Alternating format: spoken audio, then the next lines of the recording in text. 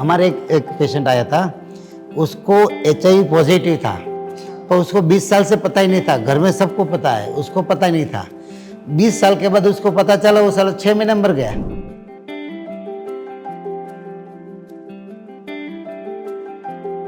तो सर आपने जो बात की कॉम्प्लेक्स और डिप्रेशन, इससे मुझे ये याद आया कि stress is such an important reason for acne. मतलब लोगों को ये पता नहीं है, वो कितना कुछ ट्राई करते हैं, बट स्ट्रेस कम करने के लिए तो आप उनको प्लीज़ बताइए कि स्ट्रेस दूर करना कितना ज़रूरी है। डी स्ट्रेसिंग रूटीन जो लाइफस्टाइल में मतलब होने के लिए बहुत ज़रूरी है सर। मैं तो एक गिलास, कांच का गिलास लेता हूँ, कांच के गिलास के अंदर वो खराब भी कर देता हूँ। पर पेशेंट को बोलो बाहर साफ कर, चाहे कितना भी साफ करेगा वो अंदर वाला अच्छा दिखेगा नहीं जब तक अंदर का साफ नहीं करेगा।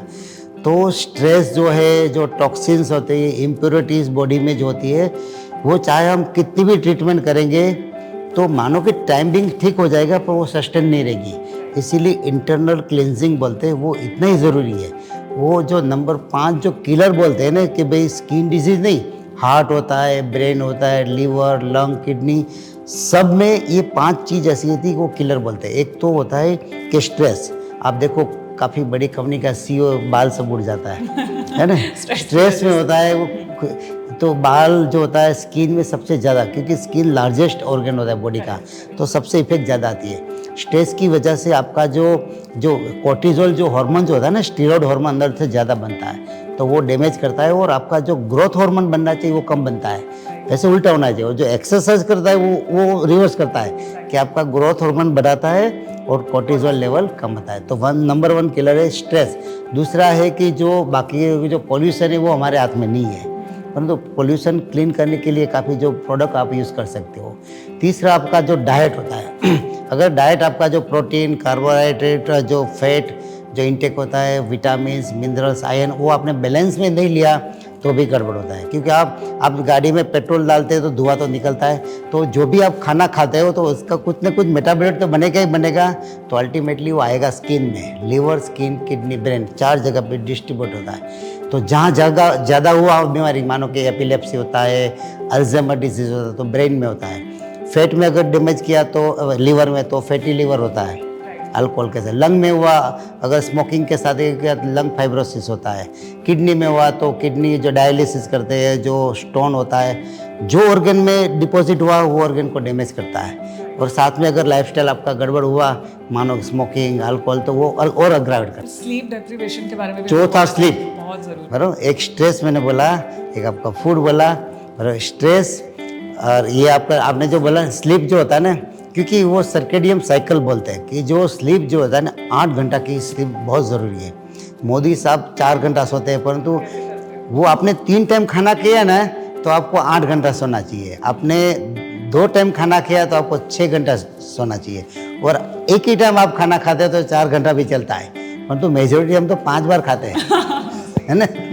तो 8 घंटा सोना बहुत ज़रूरी, कि जो भी है, जो हमारा जो भी हम डालते हो इसका इक्वली डिस्ट्रीब्यूशन होना ज़रूरी। जो भी हम एनर्जी डालते हो, हमारा ऑक्सीजन जो होता है वो सेल, बॉडी का लास्ट सेल तक पहुंचना ज़रूरी। तो इसके लिए वो स्लीप, साउंड स्लीप नहीं, साउंड स्लीप बहुत ज़रूरी है। और 5वां जो होता है हाइड्रेशन, जो वाटर लेवल, जो आपका स्किन, हमारा बॉडी 75% वाटर से बना है, और हम वो जो फ्री में है उसको हम ऑलवेज निगलेक्ट करते हैं, है ना। पानी फ्री में 3-4 लीटर तो आपको डेली पानी पीना ही चाहिए अगर आपको स्किन हेल्दी रखनी चाहिए, क्योंकि वो कुशन का काम करता है। छोटी मोटी जो चेंजेस, यूवी रेज, वो गद्दी का काम करता है। अगर आपकी स्किन डिहाइड्रेट है तो यूवी रेज, केमिकल सीधा स्किन के अंदर पहुंच जाएगा। तो हाइड्रेशन बहुत ज़रूरी है। अच्छा, और सर आप हमें कुछ 5 टिप्स दीजिए for healthy and glowing skin. अच्छा, ओके। मेजॉरिटी इसमें आ गए, बट फिर भी आपकी तरफ से जो 5 मोस्ट इम्पोर्टेंट चीज़। एक तो मैंने सबसे बोला कि जो डाइट जो होता है ना, इसमें आपको ग्लाइकोलिक जो इंडेक्स, वो ग्लाइसेमिक इंडेक्स बोलते हैं, कि जिसमें तुरंत शुगर बढ़े ऐसा खुराक हो सके कम खाना चाहिए। लाइक स्वीट है, जो फरसाण है, मैदा वाली चीज़ होती है, उससे आपका शुगर तुरंत बढ़ जाता है, तो ऐसी चीज़ आपकी स्किन को डैमेज करेगा। तो लो ग्लाइसेमिक इंडेक्स वाली फूड चाहिए, और आपको ओमेगा फैटी एसिड रिच वाला फूड चाहिए ऑलवेज। आपका ऐसे, अब वैसे हमारा बॉडी में कैसा गुड कोलेस्ट्रॉल और बैड कोलेस्ट्रॉल रहता है, वैसे ये ओमेगा फैटी एसिड जो ऑयल होता है वो गुड ऑयल बोलते हैं। तो हमारी स्किन को एंटी एजिंग डैमेज से बचाता है।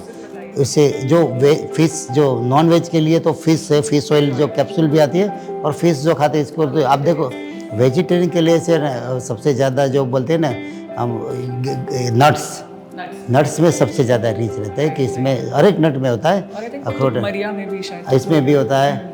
डेली थोड़ा लेने की आदत डाल दो, क्योंकि हमारा जो डेली रिक्वायरमेंट है 200 मिलीग्राम होता है, तो सोर्स बहुत कम चाहिए पर डेली चाहिए। लोग क्या क्या थोड़े दिन लेते हैं फिर छोड़ देते हैं। और ग्रीन लीफी वेजिटेबल्स और फ्रेश फूड वो सब में होता है। एक्सरसाइज से, क्योंकि मैंने बोला एक्सरसाइज से आपका क्या ब्लड फ्लो, कार्डियक एक्टिविटी, आपका हृदय तो अच्छा ही रहेगा, ब्रेन भी अच्छा रहेगा, पर स्किन है ना सबसे वैसे लार्जेस्ट बॉडी है, पर आपने जो भी खाना खाया, जो भी आपने ऑक्सीजन लिया, स्किन को सबसे लास्ट पहुँचते हैं। आप देखो बिल्डिंग होती है 10वें मंजिल पे, अगर पानी पहुंचाना है तो आपको थोड़ी हैवी मोटर चाहिए। लीवर किडनी वो अपने आप ले लेता है, स्किन को आपको पहुंचाना पड़ता है। इसीलिए एक्सरसाइज ऐसी कोई कार्डियक एक्टिविटी, कोई ऐसी जो इंटेंस वीक में 2-3 बार करें ताकि आपकी स्किन अच्छी रहे। तो एक्सरसाइज है। और हाइड्रेशन, पानी आपको 3 लीटर पीना ही पीना चाहिए। लोग पानी क्या पूरे दिन में 3-4 गिलास, ऐसा हमारे पास मेजोरिटी पेशेंट आता है। इसमें किडनी स्टोन वो सब प्रॉब्लम तो होगा ही होगा, पर स्किन में जो प्री मेच्योर जो एजिंग जो आते हैं, रिंकल्स का सबसे कॉमनेस्ट जो रीज़न होता है वो डिहाइड्रेशन है। लोग हमारे पास 50-50 हज़ार का इंजेक्शन लेना आते हैं सिर्फ पानी का लेवल बढ़ाने के लिए, जो फ्री में है। अगर हाइड्रेट पर वो क्या है कि तुरंत नहीं आता, आपको ये हैबिट डालनी पड़ेगी। तो हाइड्रेशन, फूड, आपकी एक्सरसाइज और डी स्ट्रेस। आपको कभी कभी वैकेशन में जाना है, घूमना है, मतलब पूरे दिन काम करना ज़रूरी नहीं है। ऐसा नहीं है काम करने से तो फिर पोर्टल जो होता है, मजदूर जो पूरे दिन काम करता है, स्मार्ट वर्क करे और खुद के लिए टाइम निकाले, फैमिली के लिए टाइम निकाले, कोई घूमे, कई जगह पे जाए। क्योंकि मैं करता हूँ, मैं साल में 4 वैकेशन लेता हूँ और वीक में 4 ही दिन काम करता हूँ, 3 दिन नहीं काम करता हूँ। और सर फिटनेस के लिए आप क्या करते हैं? फिटनेस के लिए डेली जिम में जाता हूँ। इसमें 30 मिनट कार्डियो लेता हूँ और 30 मिनट होता है वेट ट्रेनिंग लेता हूँ। इतना बिजी रूटीन होने के बाद भी आप ये क्या था, आपको एक हमारा क्या ह्यूमन नेचर होता है कि गेस्ट आया घर में, यही जाना तो सबसे पहले जो क्या विक्टिम जो बनता है, हमारी एक्सरसाइज बनती है। इसीलिए ऐसा टाइम, हाँ, तो हमको फर्स्ट भाई मेरा क्या सुबह 7 से 9 2 घंटा कुछ नहीं, कोई वो हमारा जो शेड्यूल में आता है सुबह 7 से 9 कुछ नहीं होना चाहिए। अगर फिर वीक में 5 दिन होना चाहिए, 2 दिन अगर आगे पीछे हो गया तो वो आपको कंपनसेट करना है। मीन्स 5 दिन चाहे कुछ भी हो जाए आपको, मैंने बोला कि आप 24 आवर समझो ही नहीं, आपको 23 आवर से ही समझना।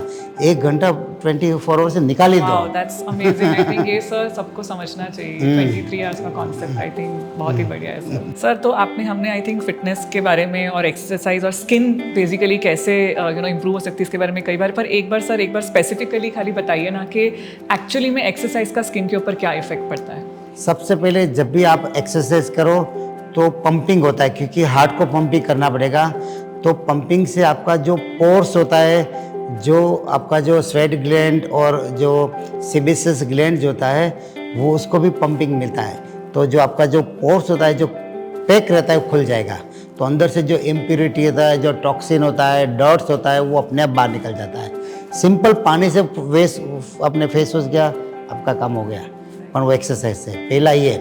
दूसरा है कि आपने चाहे कितना भी अच्छा खाना खाया, अल्टीमेटली पहुँचता तो ब्लड के साथ ही पहुँचेगा ना, विटामिन उसका जो बोलते हैं ना कि जो थ्रू ब्लड पहुँचेगा। तो आपका एक्सरसाइज से वो पंपिंग हो जाए तो ब्लड हर एक सेल में जाएगा, तो ऑक्सीजन, न्यूट्रिएंट जो भी है, एनर्जी है, वो इसके साथ ही पहुँचेगी। तो वो डायरेक्ट इम्यूनिटी। तीसरा है कि एक्सरसाइज करने से ग्रोथ हार्मोन रिलीज होता है। तो जो भी कोलेजन फाइबर, इलास्टिक फाइबर जो फॉर्मेशन होता है, जो हमारा डेली जो वेर एंड टेयर फिनोमेना आता है, तो हीलिंग प्रोसेस होता है, इसमें ये काम लगता है। चौथा कोर्टिजोल जो होता है वो रिवर्स काम करता है। कोर्टिजोल मीन्स स्टीरॉयड है, काफ़ी लोग स्टीरॉयड रहते हैं। स्टीरॉयड वो नेगेटिव इफेक्ट करता है कि आपका जो हीलिंग प्रोसेस स्लो करता है। तो एक्सरसाइज वो इफेक्ट को नलीफाई करता है। और एक्सरसाइज से क्या जस्ट मतलब स्किन पे जो एजिंग के जो साइंस आते हैं वो भी रिवर्स हो सकते हैं या स्लो डाउन हो सकते हैं? मतलब क्या आप स्लो डाउन भी कर सकते हो, रिवर्स भी कर सकते हैं। रिवर्स इसलिए मैंने बोला कोलेजन फाइबर और इलास्टिक मेन, चाहे हम फ्रैक्शनल CO2 लेजर, हम हाईफू, हम रेडियो फ्रीक्वेंसी, अल्टीमेटली वो कोलेजन फाइबर स्टिमुलेट करता है। जो एज के साथ कोलेजन फाइबर जो होता है डिग्रेड होता है, टूटता है और इलास्टिसिटी कम होता है। तो ये वापस उसको रीजनरेट करता है। और अभी जब भी हम मसल एक्सरसाइज करते हैं तो मसल भी एक्टिविटी होती है, तो स्किन का भी छोटा छोटा मसल्स होता है, राइट तो वो भी स्किन को फर्मनेस देता है। हम जब देते कुछ चीज़ आती है तो हमारा बाल खड़ा रह जाता है, क्यों कि बाल के नीचे एक मसल होता है, वो स्ट्रेट होता है, इसीलिए हमारा बाल खड़ा होता है ना। तो वो कुछ नहीं, वो टाइनी मसल होता है, पर वो टाइनी मसल अगर स्ट्रॉन्ग होता है तो आपकी जो स्किन को भी स्ट्रेंथ देता है। इतना अपन मिलियन नहीं बिलियंस के हिसाब में वो मसल होता है, तो सबकी एनर्जी बढ़ती है तो ऑटोमेटिक स्किन आपसे अच्छी। माइटोकॉन्ड्रिया वही होता है उसी के मतलब। हाँ, मिटोकॉन्ड्रिया, इससे क्या होता है कि वो ये मिटोकॉन्ड्रिया होता है हमारे बॉडी का पावर सा होता है, एनर्जी जो हमारा एटीपी वो सब जनरेट होते हैं ना। हाँ, और एज के साथ मेरे ख्याल से वो कम हो जाता है, वो कम होता है, वो स्लो डाउन होता है, उसका काम जो होता है धीरे धीरे कम होता है। हम गाड़ी को सर्विस करते हैं क्या कि गाड़ी लंबे समय रहे, तो एक्सरसाइज यही काम करता है ना। डेली हम गाड़ी ऊपर ऊपर साफ करते हैं, ये अंदर से साफ करना है। एक्सरसाइज से काफ़ी फ़ायदा है, कोई नुकसान तो है ही नहीं, आपका टाइम जाएगा और आपकी जो क्या बोलते हैं नींद थोड़ी कम हो जाएगी इससे, परंतु बाकी फ़ायदा ही फ़ायदा है। जिसने आप देखो, आप दो लोग देखो, मानो कि 20 साल है, एक कंटिन्यूस एक्सरसाइज करता रहेगा और उसकी 10-15 साल के बाद देखो वो बंदा हॉस्पिटल के चक्कर काटता रहेगा, थोड़े थोड़े आईसीयू में, इसके पास फाइल का थप्पा होगा, ये डॉक्टर को दिखाया, ये डॉक्टर को दिखाया, परंतु बीमारी का घर होगा। और दूसरा कि जिसने थ्रू आउट अब खुद बॉडी को मेंटेन किया, 40 साल 50 साल 60 साल के बाद वो एक टेबलेट भी खाता नहीं होता। तो जाने अनजाने में आपने वो सीड्स है ना 20-30 साल के एज में डाल ही दिया है, आपने तभी तय किया कि भाई 30 साल के बाद मुझे अटैक आना है, मुझे यहाँ आईसीयू में जाना है, मुझे पैरालिसिस होना है, वो जाने अनजाने में आपने डाल ही दिया है। तो आप वो चीज़ को, जो चाहे भी कितना भी एक्सरसाइज करो, आप 200 साल जीने वाले नहीं है। एक्सरसाइज का जो है, जो फिटनेस का है, जितना भी आप जियो अच्छी तरह से जियो, वही इसका मकसद है। जी। और सर मतलब एक तीसरा आई थिंक जो इनडायरेक्ट हमने जिसके बारे में पहले भी बात की, स्ट्रेस कम होता है, जैसे स्पेशली योगा और पिलाटेस जैसी जो एक्सरसाइजेज हैं जो बहुत ही माइंडफुलनेस और ब्रीदिंग के साथ होती हैं, तो उसका भी I am sure because stress कम होता है तो indirectly that affects your. Yes, stress तो किलर है। मैंने बोला कि 5 चीज़ में जो सबसे ज़्यादा, इवन पोल्यूशन से भी ज़्यादा जो गड़बड़ करता है वो स्ट्रेस गड़बड़ करता है। इसे काफ़ी नेगेटिव जो चीज़ में जो होता है ना, वो हमारे में एक पॉजिटिव मेटाबॉलिज्म होता है, एक नेगेटिव मेटाबॉलिज्म होता है। हमारे एक पेशेंट आया था, उसको HIV पॉजिटिव था, पर उसको 20 साल से पता ही नहीं था। घर में सबको पता है, उसको पता नहीं था। 20 साल के बाद उसको पता चला, वो साला 6 महीने मर गया। पहले उसको लूज दवाई देते, इसीलिए पता नहीं था कि भाई एनर्जी की दवाई। एक बार बोतल आ गई ना, इसमें बोला कि HIV की ड्रग्स है, तब उसको समझ, तब से वो 6 महीने में वो पेशेंट, ये रियल स्टोरी है। तो कहने का मीनिंग है 6 महीने में पूरा अटक आदमी को स्ट्रेस जो होता है मार सकता है। मार नहीं सकते तो बीमार ज़रूर कर सकता है। इसीलिए डी स्ट्रेस रहना, जो स्ट्रेस रखने से अगर कम होता है ना, तो सबका कम होना चाहिए। ऑन द कंट्री तो बढ़ता है, तो नहीं रखने का। और sir pre and post workout skin care routine क्या होना चाहिए? क्योंकि मतलब मेरे पास मैंने 1-2 क्लाइंट्स ऐसे मतलब जिन्होंने एक्सरसाइज करना बंद कर दिया बिकॉज उनको कुछ एलर्जिक प्रॉब्लम था और स्वेटिंग की वजह से वो मतलब उनको ऐसा था कि रेडनेस बढ़ेगा और ये प्रॉब्लम एग्रावेट हो सकता है। तो ऐसे लोगों के लिए और जनरली भी जो एक्ने प्रोन स्किन है उनके लिए pre and post workout skin care routine क्या होना चाहिए? मेन तो 3-4 लोगों को, एक तो जिसको ओबेसिटी थोड़ी है, पसीना ज़्यादा होता है ना, वो लोगों को गमोरिया, बहुत ज़्यादा गर्मी निकलती है, फोलिकुलाइटिस, खील जैसे मुँह से, और फेस में जो होता है ना वो ब्रेकआउट होता है पिंपल्स का, वो कॉमन है।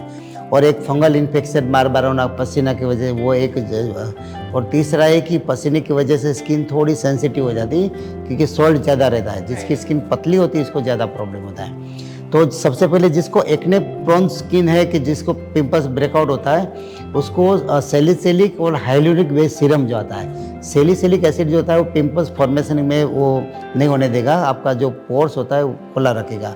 और हाइलुरिक एसिड जो होता है वो हीलिंग का काम करेगा। प्री वर्कआउट लगा के आने का, और पोस्ट वर्कआउट स्नान करने के बाद वो वापस लगा देना। 2 टाइम ज़रूरी, बात लेना बहुत ज़रूरी है, ताकि वो पसीना, क्योंकि हम आपका तो हाइजीन बहुत अच्छा है, पर काफ़ी जगह पे क्या एक ही टाइम में काफ़ी लोग रहता है, तो परस्पायरेशन, जो थोड़ा रेस्पायरेशन से जो इन्फेक्टिव जो बैक्टीरिया होता है वो स्किन में आता है। काफ़ी चीज़ हम टच करते हैं, तो इसके पहले काफ़ी लोगों ने टच किया होता है, तो अब घर जाके पहले तो सबसे पहले कोई भी आपका अच्छा हैंड वॉश से क्लीन करना बहुत ज़रूरी है, और वर्कआउट के बाद बाथ लेना बहुत ज़रूरी है। अगर पहले नहीं लिए चलेगा, पहले अगर किसी को जो घमौरियाँ निकले इसको टेल्कम पाउडर आता है अच्छी तरह से डाल के फिर जाने का, Right, ताकि वो छिद्र वो जो है अच्छा रहता है। और पानी बहुत पीना, हाइड्रेशन जो होता है ना, ड्यूरिंग वर्कआउट भी थोड़ा थोड़ा पीते रहना।